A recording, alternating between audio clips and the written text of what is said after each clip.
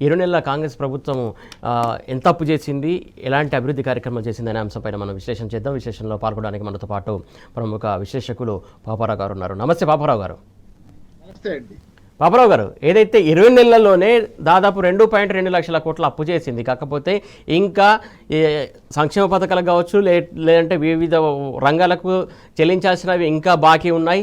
ఈ తెచ్చిన అప్పు ఎటుపోతుంది? అసలు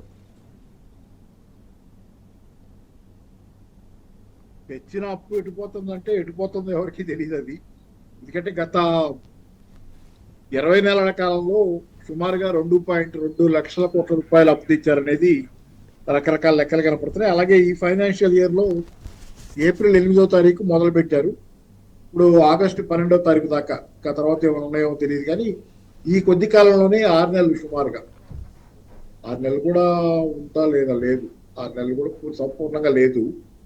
31,900 అంటే 32,000 కోట్ల రూపాయలు ఈ కొద్ది కాలంలో అప్పు చేశారు. ఓవరాల్ గా వీళ్ళున్న 20 నెలల కాలంలో 2,20,000 కోట్ల రూపాయలు అప్పు చేశారు. ఈ అప్పు తాలూకు వివరాలు అదే కాకుండా మీకు అప్పు చేయటమే కాకుండా ఆదాయం పడిపోయింది. నిజమే, సాగు చెప్పినా లేకపోతే ఆర్బీఐ చెప్పినా ఆదాయం పడిపోయింది కానీ ఆదాయం ఉంటుంది. ఆదాయం తగ్గింది కానీ అసలంటూ ఉంది. మరి ఆదాయం కూడా వచ్చి ఉంటుంది. చేసిన అప్పుకి అదనంగా రాష్ట్ర ప్రభుత్వానికి వచ్చినటువంటి పన్నేతర పన్నుల ఆదాయం ఈ మొత్తంగా ఏమైందనేది ప్రశ్న. ఎందుకంటే ఏ పథకము సరిగ్గా వెళ్ళదు, అమలు జరుగుతున్న దాఖలాలు లేవు. రుణమాఫీ చాలా నామమాత్రంగా అమలు జరిగింది. తెలంగాణ గ్రామీణ ప్రాంతాల్లో కానీ, నగర ప్రాంతాల్లో కానీ, పట్టణ ప్రాంతాల్లో కానీ ప్రజలు తీవ్ర అసంతృప్తితో ఉన్నారు. ఎక్కడా పూర్తి కుప్పలు అటు తీసి ఇటు పెట్టినటువంటి పనే జరగలేదు. ఒక ప్రాజెక్టు నిర్మాణం లేదు. ఒక కొత్తగా వచ్చినటువంటి తెలంగాణకి యాడ్ అయినటువంటి క్రౌన్ జ్యువెల్ యాడ్ అయినటువంటి ఏమీ లేవు. ఇవన్నీ కాకుండా ఇంత అప్పులు ఎందుకైంది, అప్పులు డబ్బులు ఏమైంది అనేది పెద్ద ప్రశ్న. సరే, ఇక మధ్యలో ఎటుకూడి కన్నీళ్లు, కాసేపు నన్ను కోసుకు తినండి అనే మాటలు ఎన్ని ఉన్నాయి. అంటే మరి సహజంగానే వచ్చే సందేహం ఏంటంటే అవినీతి మీద వస్తుంది. ఇట్లాంటివి జరిగినప్పుడు ఏంటంటే అవినీతి జరిగిందా అనే సందేహం వస్తుంది. గతంలోనే ఆరోపణలు వస్తున్నాయి, రకరకాల ఆరోపణలు వస్తున్నాయి. ఇవన్నీ ఏమైనా కానీ అవినీతి, అలాగే కాంట్రాక్టర్లకి ధనవంతులకు దోచిపెట్టడం అనేది ఆరోపణలు సహజంగానే ఉంటాయి. కాబట్టి ఏంటి 2,20,000 కోట్ల రూపాయలు ఏమైంది అనే ప్రశ్నకి ఈరోజు విధంగా జవాబు లేదు. రేవంత్ రెడ్డి గారి హయాం ముగిసి ఏమన్నా ఈ పరిపాలన ముగిసిన తర్వాత తేలాల్సిన అంశాలు చాలా ఉంటాయి. ఎందుకంటే అకౌంట్ సెటిల్ చేసుకోవాల్సిన అకౌంట్స్ అంటే ఇన్ ద సెన్స్ జరిగినటువంటి మోసాలు, దగాలు అనే వాటిని సెటిల్ చేయడానికి చాలా టైం పడుతుంది. సార్ పాపారావు గారు, ఇంకా ముఖ్యంగా చూసుకున్నట్లయితే గత ప్రభుత్వంలో దాదాపు 10 ఏళ్ల పాలనలో 2.8 లక్షల కోట్ల అప్పు తీసుకొస్తే, కాకపోతే అక్కడ వృద్ధి రేటు ఏదైతే 10 ఏళ్లలో పెరిగిన ఆస్తుల విలువ 4.16 లక్షలు అని చెప్పేసి కేంద్ర ప్రభుత్వం అక్కడ స్వయం మంత్రి చెప్పినటువంటి అంశం, దాన్ని ఎట్లా చూడాలి అసలు? అంటే ఓవరాల్ గా తెలంగాణ రాకముందు, తెలంగాణ విభజన జరిగిన తర్వాత, తెలంగాణ విభజనతో పాటు మొత్తం రాష్ట్రానికి ఉన్నటువంటి, ఉమ్మడి రాష్ట్రానికి ఉన్నటువంటి అప్పుని కూడా 2 వాటాలుగా చీల్చారు. తెలంగాణ వాటా 69,603.87 కోట్ల రూపాయలు మీరు తీర్చుకోండి అని తెలంగాణకు అప్పచెప్పారు ఆ అప్పు. అంటే తెలంగాణ వచ్చిన రోజుకి తెలంగాణకున్న అప్పు 69,603.87 కోట్లు. ఇది వారసత్వంగా వచ్చింది. దాని మీద ఇవాళ నిన్న సెల్ఫ్ గోల్ చేసుకోవడానికి రఘునందన్ రావు గారు పార్లమెంట్ లో అడిగిన క్వశ్చన్ సెల్ఫ్ గోలే. ఇక్కడ ఆయన ఏమో ఏ జవాబు వస్తుందని ఆశించారో నాకు తెలియదు, కానీ ఆ జవాబు వల్ల ఏంటంటే ఇప్పుడు అందరి రంగులు వెలిసిపోయినాయి. కాంగ్రెస్ రంగు, బీజేపీ రంగు రెండు వెలిసి టీఆర్ఎస్ ఎంత నిఖార్సైనటువంటి నిజం చెబుతుంది అనేది ఈ రోజు బయటకు వచ్చింది. ఎందుకంటే వైట్ పేపర్ పేరుతో అధికారంలోకి రాగానే ఆ రోజు 2023లో కాంగ్రెస్ పార్టీ పెట్టింది 8 లక్షల కోట్ల దాకా అప్పు చేసింది తెలంగాణ ప్రభుత్వం అని చెప్పి అబద్ధాల ఆరోపణలు చేసింది. ఈ రోజు పార్లమెంట్ లో రఘునందన్ రావు గారు అడిగిన ప్రశ్నకి జవాబుగా మొత్తంగా అప్పు ఏదంటే వారసత్వంగా వచ్చిన 69,603.87 కోట్ల రూపాయల అప్పుతో కలిపి మొత్తంగా తెలంగాణ అప్పు కేసీఆర్ గారు దిగిపోయే నాటికి 2023-24 నాటికి అది 3.5 లక్షల కోట్లని. అంటే అసలు కేసీఆర్ గారు చేసినప్పుడు దానిలో ఈ వారసత్వంగా వచ్చినప్పుడు తీసేస్తే ఆ 10 ఏళ్లలో అసలైన అప్పు 2.8 లక్షల కోట్ల రూపాయలు.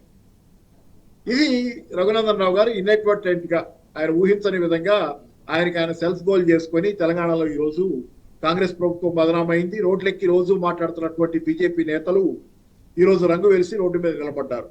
అప్పుల గురించి ఆ కాంగ్రెస్ అందించిన మాటలు అందుకొని ఉప్పందించితే వీళ్ళు మాట్లాడటం తోడు దొంగల్లాగా ఒకళ్ళు కలిసి కేసీఆర్ గారి పెట్టి పోసే కార్యక్రమం ఈ రోజుతో ఒక కొలిక్కి వచ్చింది. ఎందుకంటే జనాలకి చాలా మందికి సందేహాలు ఉన్నాయి, నిజంగా అప్పయిందేమో అనుమానాలు ఇంకా ఉన్నాయి.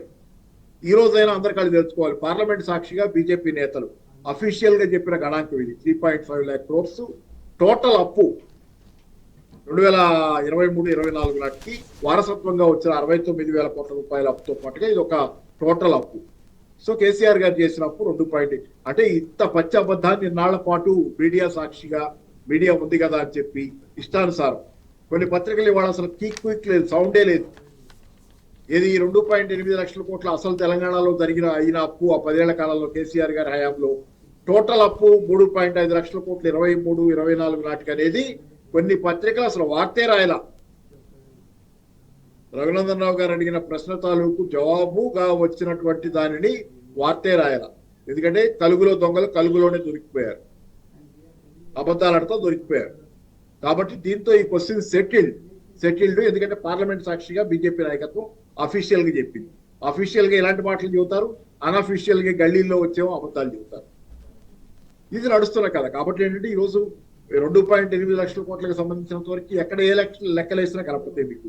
ఎన్ని పథకాలు అమలు జరిగింది తెలంగాణలో. మిషన్ భగీరథ, మిషన్ కాకతీయ, కాళేశ్వరం, అదే కదా హాస్పిటళ్లు. తెలంగాణ హైదరాబాద్ చుట్టూ 3 మల్టీ స్పెషాలిటీ హాస్పిటళ్లు, వరంగల్లో హెల్త్ సిటీ, రైతు బంధు, ఆసరా పెన్షన్లు, కళ్యాణ లక్ష్మి, అన్ని పథకాలు. సరే పథకాలు పక్కన పెట్టండి, యువతకి అమలైనటువంటి ఆస్తుల కల్పన.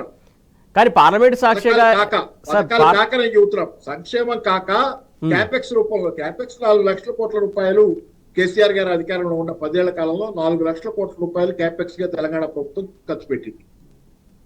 కానీ పార్లమెంట్ సాక్షిగా ఈ సమాధానం రావడం పట్ల బీజేపీ కాంగ్రెస్ సెల్ఫ్ కోల్ పడ్డదనుకోవాలా? అంతేగా మరి ఆయన రఘునందన్ రావు గారు అడిగి మరీ తెచ్చుకున్న జవాబు ఇది. దాన్ని మింగలేక కక్కలేక 2 పత్రికలు అందరికీ తెలిసినాయి కదా, ముఖ్యంగా ప్రధాన పత్రికలు అటు ఉండేవి. 2 ఒకటి చీకటిలో మునిగిపోయింది వెలుగని. కానీ ఏంటంటే ఈ నిజాలు చెప్పే పరిస్థితి వాళ్ళకి ఎవరికీ లేనటువంటి పరిస్థితి ఈరోజు.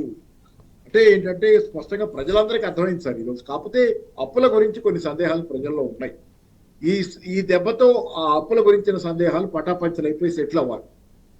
2.8 లక్షల కోట్లు అనేది అసలు పెద్ద అప్పు కాదు, చాలా నామమాత్రమైన అప్పు. 10 ఏళ్ల కాలంలో జరిగిన అభివృద్ధితో పోలిస్తే కేసీఆర్ గారు పైసా జాగ్రత్తగా వెచ్చించారు, పొదుపుగా ఖర్చు పెట్టారు అనేది ఈరోజు తేల్తుంది. దుబారా కాదు, అక్కడ పొదుపుగా ఖర్చు పెట్టారు, పెట్టిన ఖర్చుకి అంతకంత ఫలితం రాబట్టారు అనేది కనపడుతుంది. ఎందుకంటే మీరు చూడండి డేటా, ప్రతి సంవత్సరం మీకు 2014-15 నుంచి రుణాలు ఎంత తీసుకున్నారు, ఆస్తుల కల్పన ఎంత జరిగింది చూస్తే 2014-15లో రుణాలు తీసుకుంది ఆ రోజుకి వారసత్వంగా వచ్చిన రుణం అది 69,603 కోట్లు.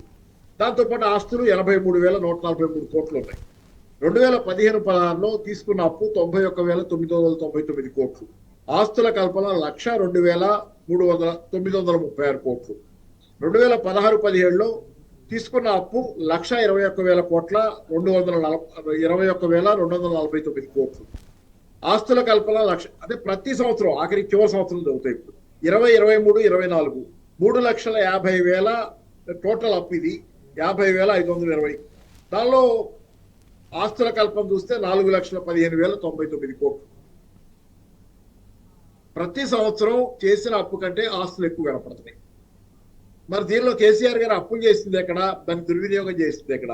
తెచ్చిన ప్రతి పైసాని తెలంగాణ అభివృద్ధి ఖర్చు పెట్టారు. తెలంగాణ పాడి ఆవులాగా తెలంగాణ ప్రతి సంవత్సరం ఇంతకింత అభివృద్ధి చెందింది.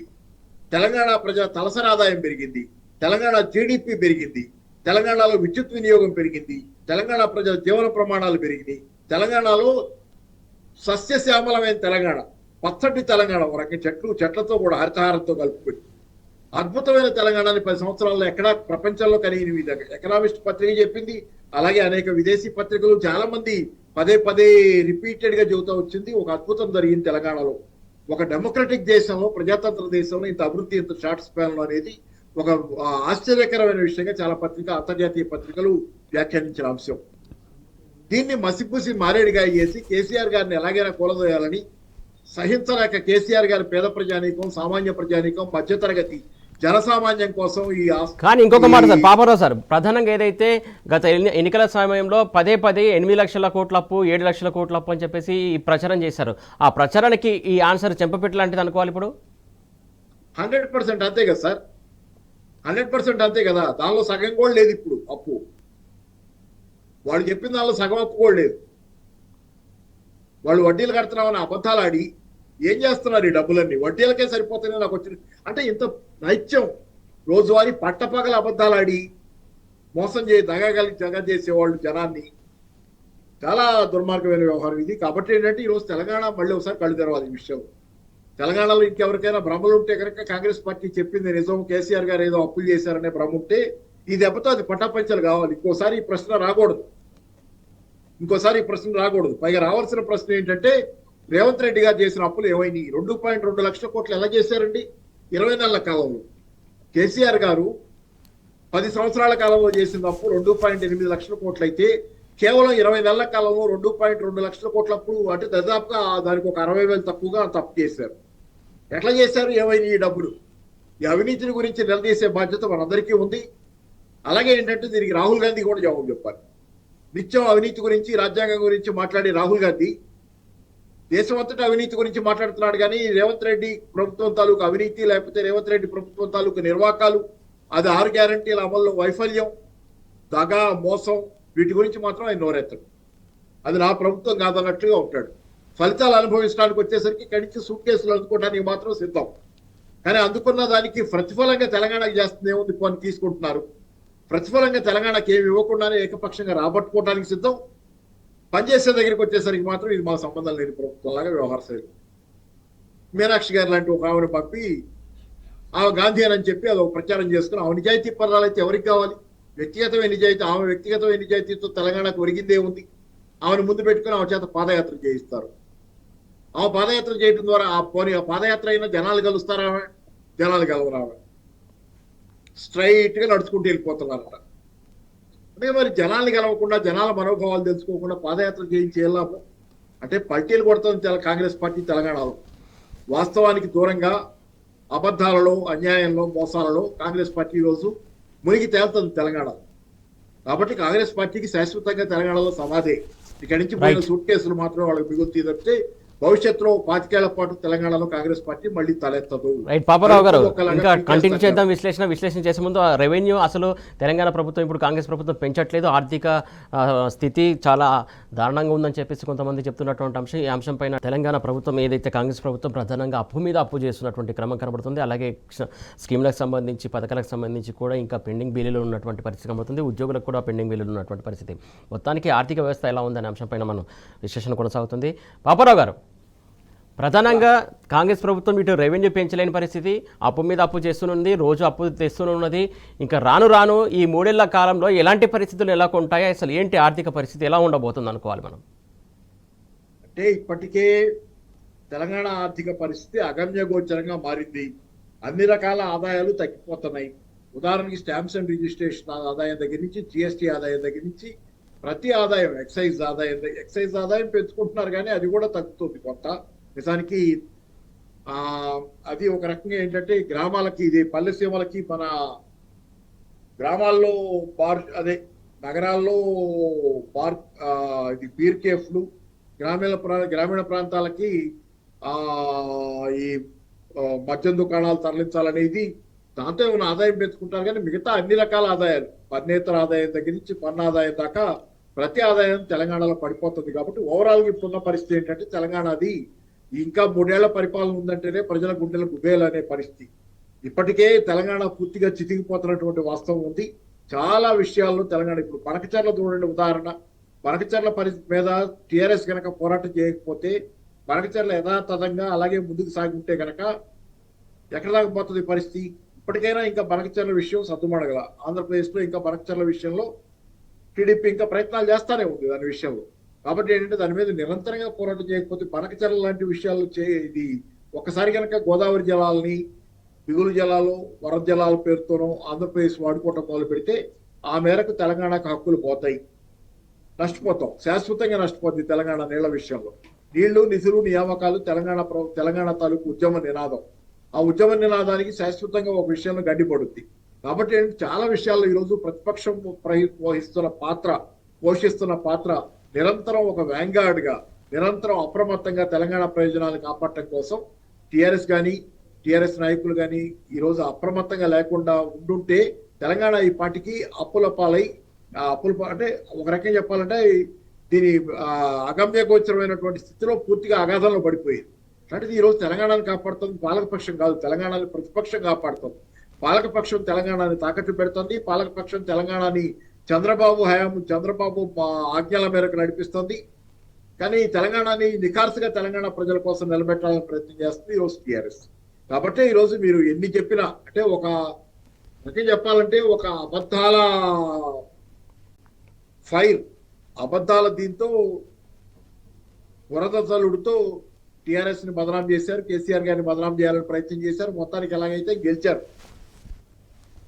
కానీ ఈ రోజు ఒక్కొక్కటిగా బయటకు వస్తున్నాయి నిజాలు. ప్రజలు ఏం చేయాలో అర్థం కాని స్థితిలో ఉన్నారు. కానీ పాపారావు గారు ఇంకొక డౌట్ వస్తుంది, ముఖ్యంగా ఏదైతే నీళ్లు పక్క రాష్ట్రానికి ఇవ్వడానికి ఇక్కడ రేవంత్ రెడ్డి కారణం అంటున్నారు. అంటే దాంతోపాటుగా ఏదైతే ఇప్పుడు తెచ్చినటువంటి అప్పులు కూడా దాని రూపంలో ఏదైతే అటు కూడా నిధులు కూడా అటు కూడా మళ్ళిస్తురైందేమో అనుకోవాలా?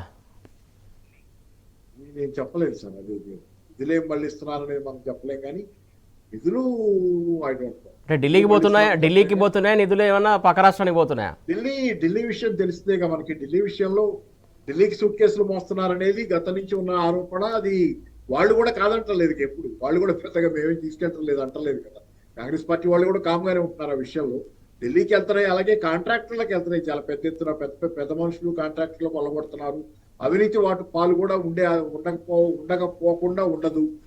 కాంట్రాక్టర్ల కమిషన్ అంటే కాంట్రాక్టర్ రూపంలో పోతున్నాయంటే ఎక్కడ కూడా పెద్ద ప్రాజెక్టులు ప్రారంభించింది ఏదో ఉన్న ప్రాజెక్టులను కూడా కంప్లీట్ చేస్తున్నటువంటి పరిస్థితి కనబడట్లేదు. సరే ఏదో ఇప్పుడు రకరకాల రూపాల్లో అడ్వాన్స్ ఇస్తారు కోటి. ఈ మధ్య కాలంలోనే మన సీఎం రమేష్ ఏదో గొడవ వచ్చింది కదా, ఫ్యూచర్ సిటీకి సంబంధించి రోడ్ల కాంట్రాక్ట్ కి సంబంధించి ముద్దే ఇచ్చారనేది అట్లాంటిది వచ్చింది. సో ఇవన్నీ ఏంటంటే ఒక రకంగా ఇష్టానుసారం చేతికి ఎముక లేనట్లుగా కాంట్రాక్టర్లకి పెద్ద మనుషులకి కట్టబెడుతున్నారు. రెండో పక్కన పేద సామాన్య జనానికి ఇచ్చే సంక్షేమ పథకాలు, మధ్యతరగతి చూడాల్సినటువంటి ఉపాధి కల్పన, వీటిల్లో పూర్తి నిర్లక్ష్యం ఉంది. ఈరోజు తెలంగాణలో విద్యార్థులు ఎవరైతే ఉపాధి అవకాశాల కోసం నిరంతరంగా ఈ సిటీల్లో ఉండి ప్రిపేర్ అవుతా గ్రూప్ 1 గ్రూప్ 2 అని లైబ్రరీలో కూర్చొని సగం తిని సగం తినకుండా ప్రిపేర్ అవుతున్న విద్యార్థుల పరిస్థితి ఈరోజు పూర్తి అగమ్య గోచరం.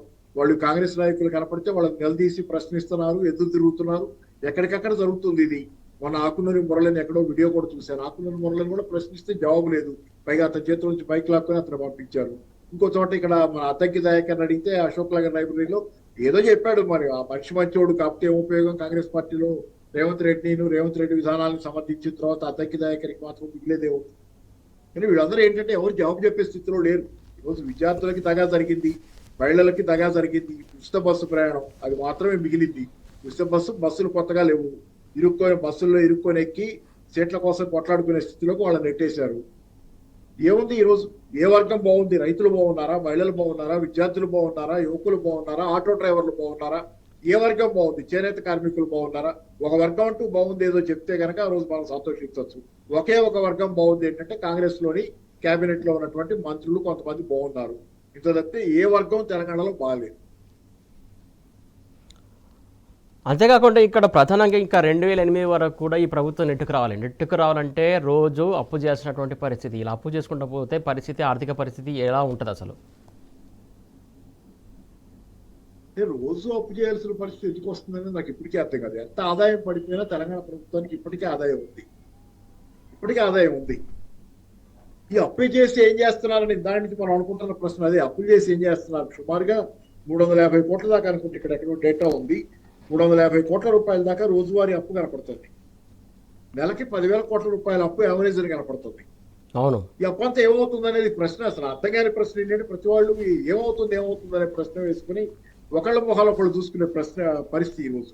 మీరు కేసీఆర్ గారి హయాంలో కొన్ని డేటా ఇస్తాను ఈ సందర్భంలో. మరి కేసీఆర్ గారు ఏం చేశారు? 2008 2.8 లక్షల కోట్ల దానికి ప్రతి పైసాకి ఇక్కడ జవాబు ఉంది. సంక్షేమానికి ఉదాహరణ సామాజిక రంగాల మీద తెలంగాణ రాకముందు అంటే 2014-15 అప్పుడే తెలంగాణ వచ్చినప్పుడు బిగినింగ్ లో సంక్షేమానికి సామాజిక రంగాల మీద అంటే సంక్షేమానికి విద్యకి, వైద్యానికి, తాగునీటికి, పారిశుధ్యానికి 2014-15లో తెలంగాణ రాగానే అప్పుడు పెడుతున్న ఖర్చు సంవత్సరానికి 24,434 కోట్లు. అదే కేసీఆర్ గారి హయాంలో 10 ఏళ్ల పాలన గడిచేసరికి 2023-24 నాటికి ఈ రంగాలకి సంక్షేమం, విద్య, వైద్యం, తాగునీరు, పారిశుధ్యానికి తెలంగాణ గవర్నమెంట్ సాలీనా పెడుతున్న ఖర్చు 1,27,123 కోట్లు. అంటే 5 రెట్లు పెరిగింది ఖర్చు ఈ రంగాల మీద. విద్యా వైద్యంలో తెలంగాణ వెనకబడింది మాట్లాడేవాళ్ళు పిచ్చివాళ్ళు పూర్తిగా. కేసీఆర్ గారి హయాంలో వాటిని నిర్లక్ష్యం చేశారని మాట్లాడేవాళ్ళు పిచ్చివాళ్ళు. దాని మీద ఇంకా చేయాల్సింది చాలా ఉంది, అది నిజం.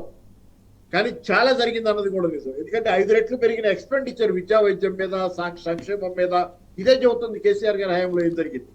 ప్రయారిటీ ప్రకారం కేసీఆర్ గారు ఒక్కొక్క రంగాన్ని, ఒక్కొక్క అంశాన్ని తీసుకొని ముందుగా సాగునీరు అంశాన్ని, విద్యుత్ అంశాన్ని, ఇట్లాంటి ఒక్కొక్క అంశాన్ని తీసుకొని ఒక్కొక్క అంశం నుంచి ఆఖరికి మన ఊరు మన బడి దానికి 7,500 కోట్ల కేటాయింపుతో విద్యారంగం మీద ఫోకస్ పెట్టారు. అలాగే వైద్య కళాశాలలు 30 దాకా ఎలా వచ్చినాయండి తెలంగాణలో? జిల్లాకు మెడికల్ కాలేజ్ ఎలా వచ్చింది? అంతకుముందు ఎన్ని మెడికల్ కాలేజీలు ఉన్నాయి? నాకు తెలిసి 4-5 ఉంటాయి తెలంగాణ రాకముందు. 30 మెడికల్ కాలేజీలు ఎక్కడి నుంచి వచ్చినాయండి కేసీఆర్ గారు లేకుండా? గురుకులాలు ఎక్కడి నుంచి వచ్చినాయి? 10,000 పైన, 1,029, 30, 1,100 దాకా గురుకులాలు ఎక్కడి నుంచి వచ్చినాయి? కేసీఆర్ గారు ఏం చేయలేదని చెప్పేవాళ్ళు పచ్చి అబద్ధాలు ఆడుతున్నారు, దగా చేస్తున్నారు. ఈ రోజు వాళ్ళు అట్లాంటి మాటలు మాట్లాడిన వాళ్ళు ఈ ప్రభుత్వం వచ్చిన తర్వాత గురుకులాల్లో పిల్లలు కలుషిత ఆహారం తిని ఫుడ్ పాయిజనింగ్ అయి చచ్చిపోతుంటే, ఆసుపత్రుల పాలవుతుంటే, ఒక చోట నోరెత్తకుండా కామ్గా వాళ్ళు పదవుల్లో కూర్చొని అనుభవిస్తున్నారు. ఇది పెద్ద మనుషుల తరహా. వీళ్ళంతా మేము నిన్నటి కాలం ఉద్యోగకారులు చెప్పుకుంటున్నటువంటి పరిస్థితి కొంతమంది ఇట్లాంటి వాళ్ళు. పాపారావు గారు, ప్రధానంగా ఏదైతే అప్పుకు సంబంధించి ఇంకొక ముఖ్యమైన విషయం ఏదైతే ఏప్రిల్లో 3 సార్లు ఆర్బీఐ నుంచి అప్పు తీసుకొచ్చింది, మేలలో 2 సార్లు, జూన్లో 3 సార్లు, అలాగే జూలైలో ఏకంగా 4 సార్లు, ఆగస్టులో ఇప్పటికీ 2 సార్లు, దాదాపు ప్రతి నెల 2,000, 1,500, 1,400, 3,000 చొప్పున అప్పు తీసుకొస్తుంది. దాదాపు ఆర్బీఐ నుంచి ఇప్పటి వరకు 40,000 కోట్లు అప్పు చేసినట్టు ఒక గణాంకాలు చెప్తున్నాయి.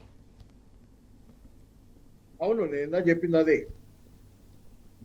ఆర్థిక సంవత్సరంలో ఆర్బీఐ నుంచి తీసుకున్న అప్పు 2025, 2026, 2025 ఆర్థిక సంవత్సరం అంటే 2025 ఏప్రిల్ 1వ తారీఖు నుంచి వచ్చే సంవత్సరం 2026 మార్చి 31 దాకా ఇదో సంవత్సర కాలం. ఆర్థిక సంవత్సర కాలం అనేది జనవరి టు జనవరి ఉండదు. అది ఏప్రిల్ 1 నుంచి మార్చి 31 దాకా ఉంటుంది. ఈ సంవత్సరం ఏప్రిల్ 1 నుంచి వచ్చే సంవత్సరం మార్చి 31 దాకా 2025, 2026 ఆర్థిక సంవత్సరం. అంటే మొత్తం మీద అది 2026 ఆర్థిక సంవత్సరం అని అంటాం. దానిలో ఇప్పటిదాకా మనకి దఫాలుగా సుమారుగా 1 డజన్ సార్లు కనపడుతుంది. ఏప్రిల్ 8వ తారీఖున 2,000 కోట్ల రూపాయలు అప్పు చేశారు. ఏప్రిల్ 15న 1,000 కోట్లు, ఏప్రిల్ 29న 1,400, మే 6న 2,000 కోట్లు, మే 13 2,500, ఇట్లా చేసుకుంటా వచ్చి చాలా. ఆగస్టు 12 అంటే ఇవాళ కూడా 1,000 కోట్ల అప్పు. ఇవాళ ఇది అంతే కదా, ఆగస్టు 12వ తారీఖు, ఇవాళ 1,000 కోట్లు, మొత్తం 31,900 కోట్లు. అంటే మరి ఇది ఏంటంటే పాకెట్ మనీకి పిల్లలు అడిగినట్లు తెచ్చుకుంటున్నారు రిజర్వ్ బ్యాంక్ దగ్గర నుంచి అనిపిస్తుంది. అంత దారుణంగా ఉంది వ్యవహారం. మరి అప్పంతా డబ్బులంతా ఏమవుతున్నాయి? నన్ను కోసిరాన్ని 1 పైసా పుట్టుదని చెప్తున్న వాళ్ళు ఇంత అప్పులు చేసి ఏం చేస్తున్నారు? అయితే ఆర్థిక మందగమనం వస్తే ఏంటి పరిస్థితి మరి దానికి సంబంధించి? ఆర్థిక మందగమనం ఆల్రెడీ ఉంది కదా సార్. ద్రవ్యోల్బణం మైనస్ లోకి వెళ్ళింది కదా. 2 నెలలుగా ద్రవ్యోల్బణం నెగిటివ్ లోకి వెళ్ళినటువంటి పరిస్థితి. పోయిన నెల నాకు డేటా గుర్తులేదు, మొన్న కూడా మాట్లాడే కదా, ఇది -9 ఎంతో ఉంది కదా. ఓవరాల్ గా మైనస్ లోకి వెళ్ళింది ద్రవ్యోల్బణం. గ్రామీణ ప్రాంతాల్లో అయితే ఇంకా దారుణంగా ఉంది. నగర ప్రాంతాల్లో కంటే గ్రామీణ ప్రాంతాల్లో -1% పైన ఏదో ఉంది. సో ద్రవ్యోల్బణం మైనస్ లోకి వెళ్ళటం అంటే డిమాండ్ పడిపోతుంది. తెలంగాణలో ప్రజల జీవిత ప్రమాణాలు పడిపోయినాయి. మళ్ళీ 2014-15 నాటి స్థితికి వెనక్కి రివర్స్ గేర్ లో తెలంగాణ ప్రయాణం చేస్తుంది అన్ని విషయాల్లో. ఇక అంబల్ కేంద్రాలు రావటం ఒకటే ఆఖరి విషయం మిగిలింది. వలసలు కూడా మళ్ళీ రివర్స్ మైగ్రేషన్ బిగినాయి. రివర్స్ మైగ్రేషన్ అంటే గ్రామీణ ప్రాంతాల్లో మహబూబ్ నగర్ లాంటి చోట్ల మళ్ళీ వలసలు తిరిగి వెళ్ళిపోయే పరిస్థితి, తిరిగి వెళ్లాల్సిన పరిస్థితి, పంటలు లేకపోతే వ్యవసాయానికి అనుకూలమైనటువంటి వాతావరణం లేక తెలంగాణలో. ఇప్పుడు కూడా చూస్తున్నాం కదా, యూరియా కోసం తెలంగాణలో రైతులు ఎంత ఇబ్బంది పడుతున్నారు. యూరియా కోసం యూరియా వస్తుందంటే 100 మంది ఒక చోట జమ అవుతున్నారు, నిరాశతో వెనక్కి తిరుగుతున్నారు. అది కూడా మేనేజ్ చేయలేనటువంటి ప్రభుత్వం తెలంగాణలో ఈ రోజు ఉంది. ఇక్కడ ఒకటి కాదు సమస్య. తెలంగాణ ఏంటంటే 2014-15 నాటి సిచ్యువేషన్ కి రివర్స్ డైరెక్షన్ లో వెనక్కి నడుస్తుంది తెలంగాణ, ముందుకు నడవట్ల. రేవంత్ రెడ్డి గారి పాలనలో విధ్వంసం జరుగుతుంది తెలంగాణలో, నిర్మాణం కాదు. సో దీనిలో భాగంగా ఈ అప్పులు ఏమవుతున్నాయి మరి ఇంత ధ్వంసం జరుగుతుంటే ఇక్కడ ఆర్థికంగా ఏమి ఉండకూడదు. మరి ఈ డబ్బులని తెచ్చిన డబ్బులన్నీ ఏమవుతున్నాయి? ఇన్ని డబ్బులు తెస్తున్నారు, ఆల్మోస్ట్ 31,900 అంటే 32,000 కోట్లు మొన్న ఏప్రిల్ 8వ తారీఖు నుంచి తెచ్చారు. అది కాక ట్యాక్స్ ఆదాయం వస్తుంటది, నాన్ నాన్ ట్యాక్స్ ఆదాయం వస్తుంది, పన్నేతర ఆదాయం, ఇవన్నీ ఏమైనట్లు? అందరి ప్రశ్న అదే. మీరు నేను మిమ్మల్ని అడుగుతాను, మీరు నన్ను అడుగుతారు. జవాబు మాత్రం ఏమనుకోవాలంటే ఏం జరిగిందో మరి. అయితే ఇలాంటి పరిస్థితి ఆర్థిక మందగమనం ఇట్లుంటే ఆల్రెడీ మైనస్లోకి వెళ్ళింది. అసలు మైనస్లోకి ఎందుకు వెళ్తుంది అనేది ఏమన్నా చెప్పగలరా? మైనస్లు అంటే ప్రజల కొనుగోలు శక్తి పడిపోయినప్పుడు ద్రవ్యోల్బణం మైనస్లోకి. అంటే ధరలు మామూలుగా ఏంటంటే సాధారణ స్థితిలో ధరలు కొంత పెరుగుతుంటాయి, మరీ ఎక్కువ పెరిగితే ద్రవ్యోల్బణం ప్రమాదకరం. ఈ మధ్యకాలంలో అదే కదా బీజేపీ హయాంలో జరిగింది.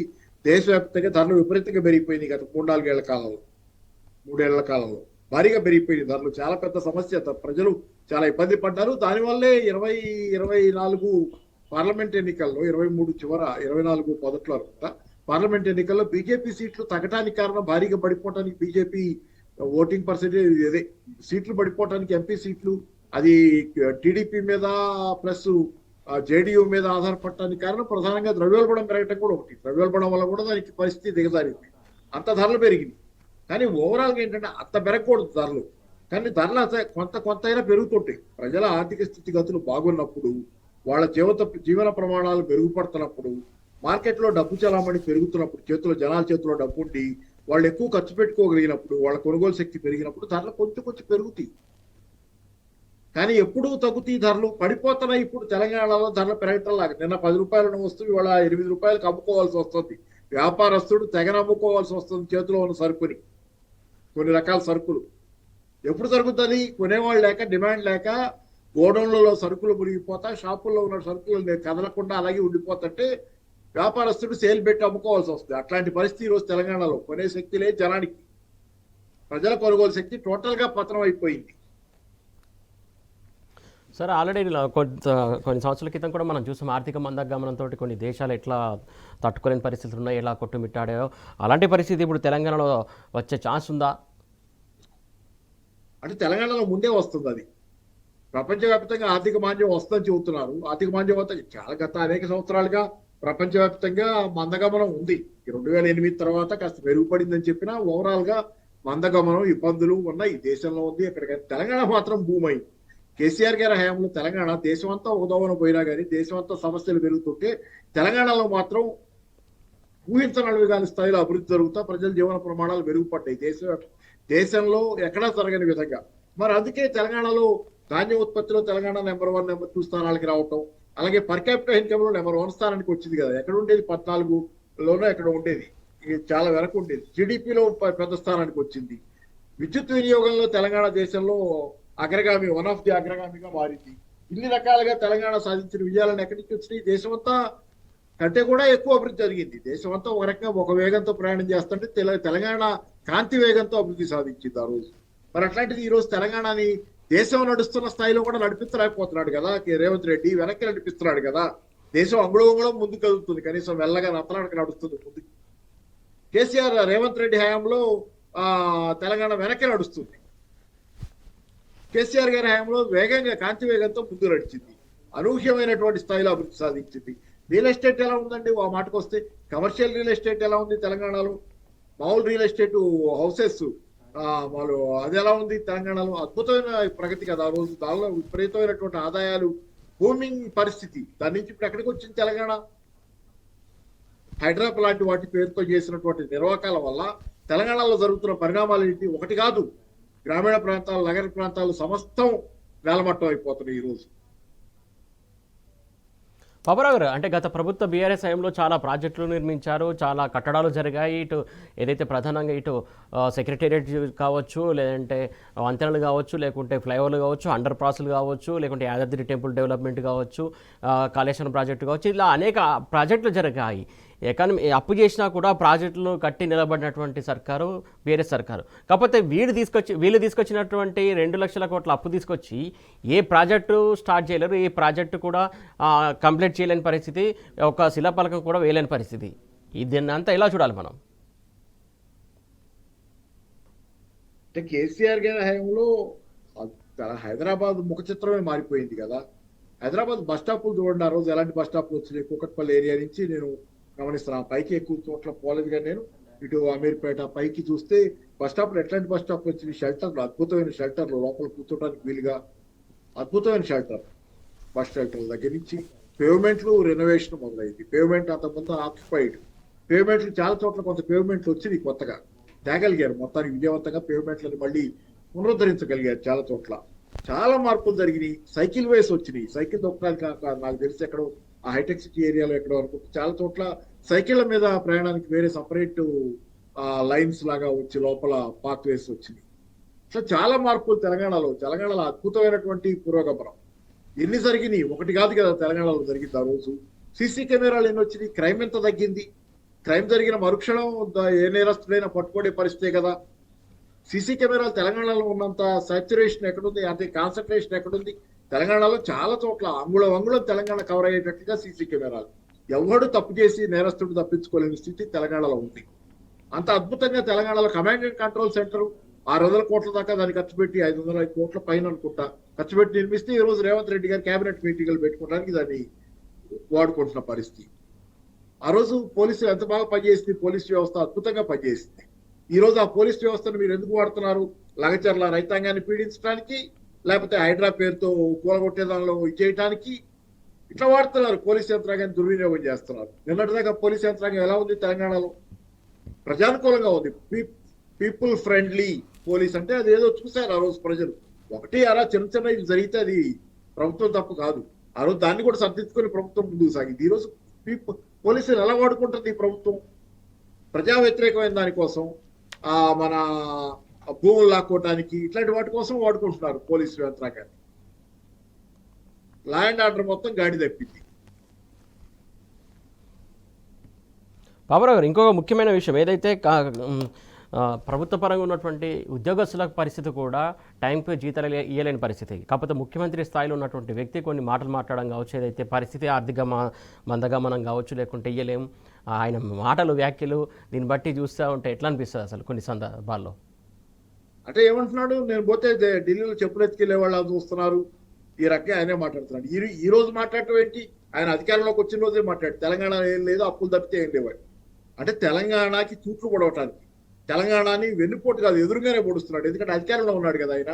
ఎదురుగానే కత్తి పెట్టి పొడవటానికి, దానికి ఉన్న బ్రాండ్ ఇమేజ్ నాశనం చేయడానికి ఈరోజు తెలంగాణ ప్రభుత్వంలోని వాళ్లే పనిచేస్తున్నటువంటి తీరు అనేది ఒక దురదృష్టకరమైనటువంటి కంచె చేను వేసినటువంటి పరిస్థితి.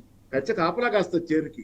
తెలంగాణ కాపలా కాయాల్సిన ప్రభుత్వం, తెలంగాణ హక్కుల్ని కాపాడాల్సిన ప్రభుత్వం, తెలంగాణని ఈ రోజు నడి రోడ్డు మీద నిలబెట్టి దాన్ని బహిరంగంగా వేల వేస్తున్నట్లుగా దాన్ని చేస్తున్నటువంటి పరిస్థితి. ఏవి తెలంగాణ ప్రజలకు ఏ హక్కులు లేవు, ఎవరు పడితే వాళ్ళు వచ్చి దీన్ని కబ్జా చేసుకునే పరిస్థితి.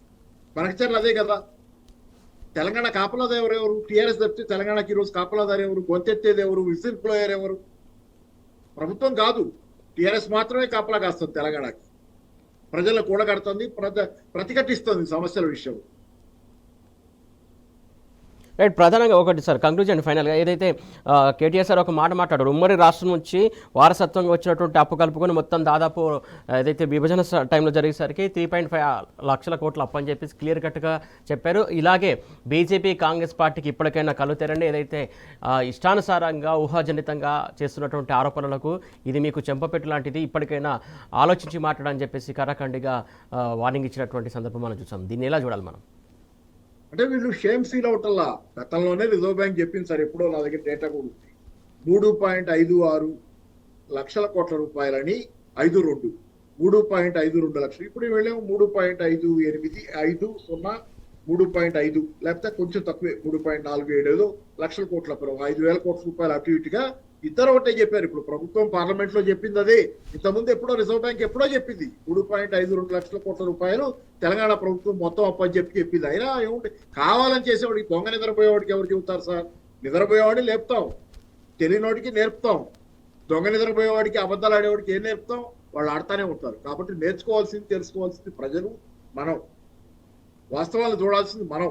పార్లమెంట్ లో చెప్పిన దానికంటే వాస్తవం ఏముంది? ఈ రోజు పార్లమెంట్ లో చెప్పింది ఏ ప్రభుత్వం తాలూకు వాళ్ళు? బీజేపీ వాళ్లే కదా. అదేం బీఆర్ఎస్ ప్రభుత్వం కాదు కదా పార్లమెంట్ లో, కేంద్రంలో ఉంది. బీజేపీ ప్రభుత్వమే ఉంది. అధికారికంగా చెప్పేది ఒకటి, అనధికారికంగా ఇక్కడ వీళ్ళు మాట్లాడుతుంది ఒకటి బీజేపీ వాళ్ళు. కానీ అధికారికంగా అది పార్లమెంట్ లో చెప్పిన దానికంటే ఇంకా ఏముంది నిజం. కాబట్టి ఏంటంటే దొంగ నిద్రపోయే వాళ్ళని లేపలేము, వాళ్ళ చేత నిజాలు చెప్పించలేము. వాళ్ళు అలా చెబుతారు, ఆ మీడియా అలాగే మాట్లాడుతుంది. కానీ ప్రజలు గుర్తించాలి, ప్రజలు గుర్తించి ప్రజలు ప్రశ్నించాలి వీటిని. కానీ మనం ఎన్ని మాట్లాడినా వాళ్ళు అలాగే చెబుతారు. వాళ్ళు ఇంకో 4 అబద్ధాలు కలిపి రేపు పొద్దున్న రాసుకుంటారు. అసలు వాళ్ళ ఆ 3.5 లక్షల కోట్లే అప్పు తెలంగాణది, కేసీఆర్ గారు చేసింది 2.8 లక్షల కోట్లని ఏ పేపర్లు ఇట్లాంటి ఆ పాలక పక్షానికి అనుకూల పత్రిక దేనిలోనైనా నిజాలు రాశారా? కేటీఆర్ చెప్పినట్టు రాశారు ఒక పత్రికలో, కేటీఆర్ వర్షన్ గా రాశారు. అది కేటీఆర్ వర్షన్ కాదు, అది రఘునందన్ రావు గారి క్వశ్చన్ కి పార్లమెంట్ లో ఇచ్చిన మంత్రి గారు ఇచ్చిన ఉప మంత్రి ఆర్థిక శాఖ ఉప మంత్రి ఇచ్చిన జవాబు అది. దాన్ని కేటీఆర్ ఆరోపించినట్టు రాస్తే, కేటీఆర్ ఆరోపిస్తారంటే ప్రతిపక్ష నాయకుడిగా ఆరోపించాడు అనుకుంటారు. కానీ అధికారికంగా వాయిస్ ఆఫ్ పార్లమెంట్ అది. అలా కూడా చెప్తున్నారు కొన్ని పత్రికలు. ఎక్కడ ఈ రకంగా దిగజారిపోతున్నటువంటి వాతావరణంలో మీడియాలో ప్రజలకు ఒకటే ఇక్కడ అప్పీల్ ఏంటంటే, ప్రజలు నిజాలు తెలుసుకోదలుచుకుంటే ఈ రోజు నేను డైరెక్ట్ చెబుతున్నా, నేనేమి టీఆర్ఎస్ లో లేను, అయినా కానీ నేను చెప్పేది ఒకటి, ప్రజలు ఏదైనా నిజాలు తెలుసుకోదలుచుకుంటే తెలంగాణ ప్రయోజనాలను కాపాడగలిగింది ఈ రోజు ఇప్పుడు నేను మాట్లాడుతున్న ఈ టీ న్యూస్ ఛానల్ ప్లస్ నమస్తే తెలంగాణ. వీటిని చదవండి దయచేసి, వీటిని చూడండి, తెలుసుకోండి. మీరు నమ్మినా నమ్మకపోయినా ముందైతే చూడండి, తెలుసుకోండి. వీటిని బహిష్కరించద్దు. ఇదే టీ న్యూస్ పత్రికలు, తెలంగాణ టీఆర్ఎస్ పత్రికలు అనే పేరుతో బహిష్కరించద్దు. సత్యం ఎక్కడ ఉంటే దాన్ని స్వీకరించాలి. ఇన్ని అబద్ధాలు ఆడుతుంటే కనపడుతుంది కదా కళ్ళ ముందు. ఈ రోజు ఎవరు నిజాలు చెబుతున్నారు, ఎవరు అబద్ధాలు చెబుతున్నారు? ఓ పార్టీ పత్రికే నిజం చెబుతుంది ఈ రోజు, బీఆర్ఎస్ పత్రికే నిజం చెబుతుంది, బీఆర్ఎస్ ఛానలే నిజం చెబుతుంది. కాబట్టి దయచేసి నేను ప్రజలకు కూడా అప్పీల్ చేసేది ఒకటి, నోటికి వచ్చిందల్లా, నోటికి వచ్చిన వాళ్ళు మాట్లాడిందల్లా మనం కూడా మోసుకు తిరగకూడదు. వాస్తవాలు తెలుసుకోవాలి, వాస్తవాలు కనపడుతున్నాయి, చూద్దాం. Right sir. తెలంగాణ ప్రయోజనాలు కాపాడుకుందాం, ప్రజలు ఇక్కడ న్యాయం ఎటుందో అటు నిలబడదాం అనేది మాత్రం చెప్పగలం. చెప్పేది ఏమో లేదు తీరు ఇంకా. Right sir, thank you so much sir discussion పంచుకున్నందుకు. Thank you so much sir. So చూస్తున్నాం కదా తెలంగాణ ఆర్థిక పరిస్థితి, ఆర్థిక మందగనం మనం స్టార్ట్ అయింది. ఆల్రెడీ 20 నెలల్లో దాదాపు 2.8 లక్షలు అప్పు తీసుకొచ్చినటువంటి కాంగ్రెస్ ప్రభుత్వం, రేవంత్ సర్కారు ఏం చేస్తుంది, ఎటు నిధులు మళ్ళిస్తుంది అనేది అందరిలో కూడా ఉత్పన్నమవుతున్నటువంటి ప్రశ్న. మొత్తానికి దానికి సమాధానం చెప్పాల్సిన అవసరం కాంగ్రెస్ ప్రభుత్వం పైనే ఉంది. ఇది ఇవాల్టి బరాబర్ అడుగుదాం. Keep watching tea news.